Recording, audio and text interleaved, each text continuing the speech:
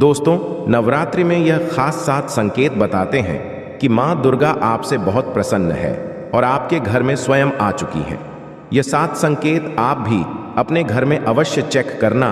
नवरात्रि के पूरे 9 दिन देवी माँ को प्रसन्न करने का सबसे अच्छा समय माना जाता है। इस समय की गई आराधना और पूजा पाठ का फल बहुत ही जल्दी प्राप्त होता है। नवरात्रि में माँ दुर्गा चैतन्य होती है, इसलिए इन दिनों में की गई सच्ची भक्ति का परिणाम माता दुर्गा हमें तुरंत दिखा देती है। इस समय गलत काम करने से चैतन्य होने के कारण माता रानी हमें, यदि हम बुरा कर्म करें तो बुरा परिणाम भी तत्काल दिखाती है, हमें दंडित भी करती है। नवरात्रि के पूरे 9 दिन हमें पूर्ण रूप से सात्विक विचार से रहना चाहिए। हमें 9 दिनों तक कपट, छल, ईर्ष्या और द्वेष का परित्याग कर देना चाहिए। माँ दुर्गा जिस घर में आती है उस घर को पंडितों से भी ज्यादा पवित्र एवं शुद्ध कर देती है।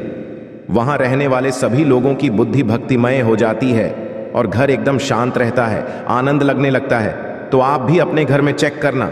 ये यदि 7 में से कोई भी संकेत आपको मिलने लगे तो समझ जाना माता रानी आपके घर में आ चुकी है। तो आइए जानते हैं कुछ संकेतों के बारे में। संकेत बताने से पहले अभी तक वीडियो को लाइक नहीं किया है तो वीडियो को लाइक कर चैनल को सब्सक्राइब अवश्य कर लेना। सर्वप्रथम मैं आप लोगों को नव दुर्गा के 9 स्वरूप एवं उनकी महिमा को बताऊंगा। इसके पश्चात मैं आप लोगों को संकेतों के बारे में बताऊंगा, कैसे और कौन से 7 संकेत है जिससे आप पता कर सकते हैं कि माता रानी अब आपके घर में आ चुकी है।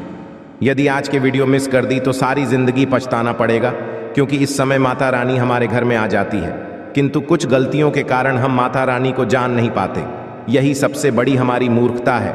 तो वीडियो को ध्यान से देखना। माता रानी के 9 स्वरूप कहे गए हैं। इनकी पूजा करने से हमें अलग अलग फल की प्राप्ति होती है। ये जानकारी सबसे पहले जानते हैं, क्योंकि आप में से अधिकतर लोग वीडियो को देख रहे हैं वह नव दुर्गा माता की पूजा करते हैं, किंतु उनके जो 9 स्वरूप हैं उनकी पूजा करने से कौन से फल की प्राप्ति होती है उनके बारे में उन्हें पता नहीं होता। यह सारी जानकारी विस्तार से बताऊंगा। आप माता रानी के सच्चे भक्त हैं तो वीडियो को पूरा अवश्य देखना, क्योंकि अधूरा ज्ञान सदैव खतरनाक साबित होता है। ध्यान से देखना और कमेंट बॉक्स में जय माता दी अवश्य लिखना। नवरात्रि के प्रथम दिन हम देवी माँ शैलपुत्री की पूजा करते हैं। नवरात्रि में जो माता का प्रथम रूप है वह है शैलपुत्री। तो शैलपुत्री के लिए बोला जाता है ये पर्वतराज हिमालय के घर में पुत्री के रूप में उत्पन्न हुई थी, इसलिए इनका नाम शैलपुत्री पड़ा है। नवरात्रि के हम माता शैलपुत्री की उपासना करते हैं। वृषभ में माता शैलपुत्री स्थित रहती है। वृषभ इनका वाहन है। यह अपने हाथों में खड़ग, चक्र, गदा, धनुष, बाण और श्रम को धारण करके संपूर्ण आभूषणों से विभूषित होती है। मेलमरी के समान क्रांति युक्त 10 भुजा माता की है। 10 चरण वाली है। इनके दाहिने हाथ में त्रिशूल और बाएं हाथ में कमल पुष्प सुशोभित है। देवी पुत्री शक्ति, दृढ़ता, आधार पर स्थिरता का है। माता की उपासना करने से जीवन में स्थिरता आती है। तो यदि आप भी माता शैलपुत्री को प्रसन्न करना चाहते हैं तो आपके जीवन में स्थिरता आएगी।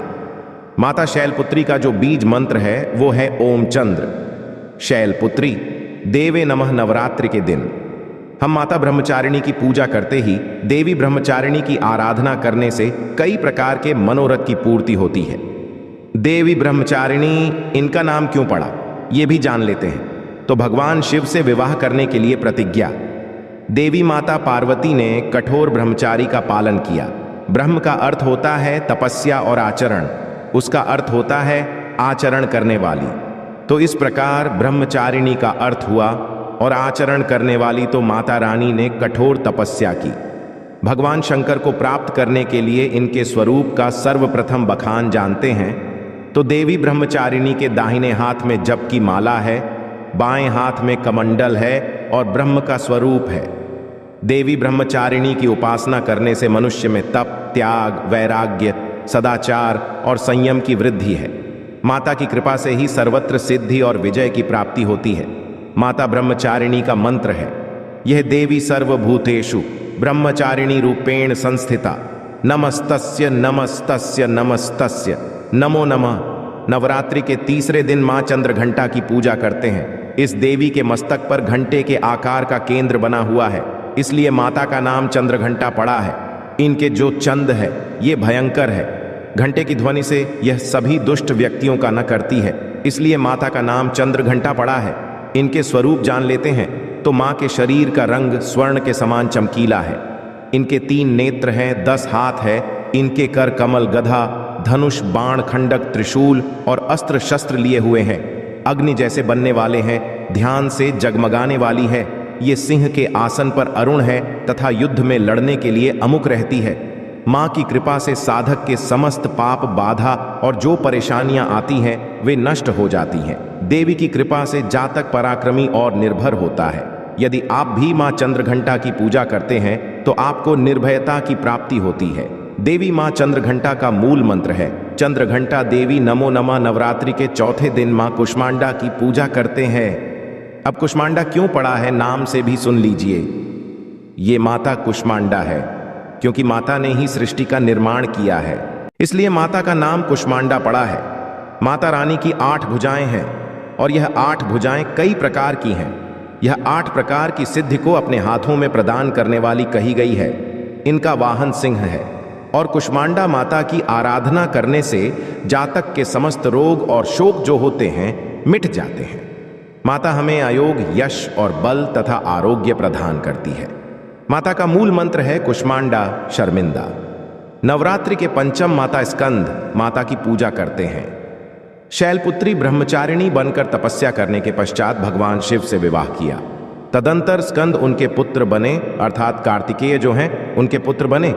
इसलिए माता स्कंद माता कहलाए। स्कंद भगवान को अपनी गोद में सदैव बैठे हुए माता रहती हैं, इसलिए इनका नाम स्कंद माता पड़ा है और इन माता की उपासना करने से समस्त इच्छा की पूर्ति होती है।